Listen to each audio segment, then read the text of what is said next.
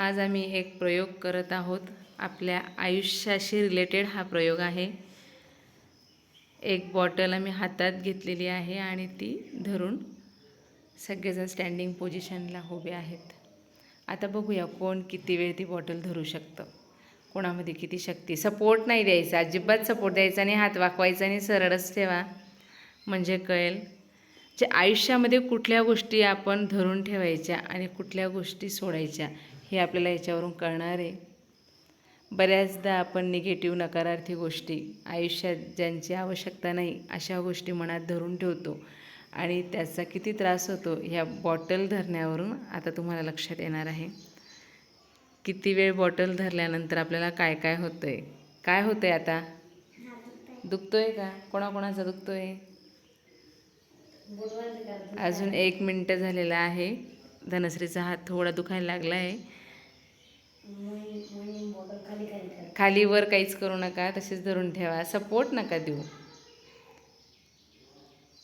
काय होतंय सांगत राहा, जे जे होतंय ते सांगत राहा.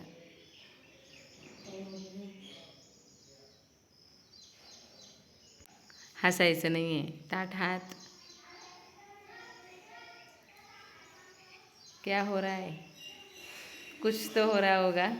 बोलो बोलो, क्या हो रहा है? बैलेंस जा रहा है ना, शोल्डर पेन हो रहा है. बरोबर. बघा, शोल्डर दुखायला लागलं, हात दुखायला लागलं. विचार करा रे, 5 मिनटं आपण बॉटल हातात धरली तरी आपला हात एवढा दुखतोय आणि आपण निगेटिव्ह गोष्टी, मम्मी अशी बोलली, पप्पा अशी बोलली, टीचर आणि मलाच रागवलं, ह्या सगळ्या गोष्टी आपण मनात ठेवतो तर आपल्या मनाला, आपल्या बुद्धीला, आपल्या डोक्याला किती त्रास होत असेल सांगा बरं. म्हणून निगेटिव्ह गोष्टी आपल्याजवळ किती वेळ ठेवायच्या? जेवढं आपण सहन करू शकतो. पटकन विसरायचं. विस्मरण फार महत्त्वाचं असतं. नको असलेल्या गोष्टी पटकन आपल्याला विसरता यायला हव्या. कळलं सगळ्यांना? संदेश कळला आजचा? काय शिकले बरं सांगा?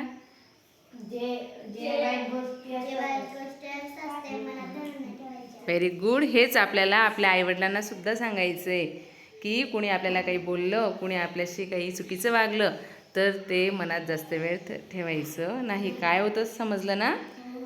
म्हणजे 1 ग्लास किंवा 1 बॉटल आपण 5-10 मिनटं, 1 तास जर धरून ठेवली तर आपल्या हाताला एवढा त्रास होतोय आणि आपण वर्षानुवर्ष कितीतरी चुकीच्या गोष्टी डोक्यात धरून ठेवल्या आहेत. ही असं बोलली, तो तसा बोलला, असं असतं की नाही? म्हणून सगळं सोडत राहायचं. ओके.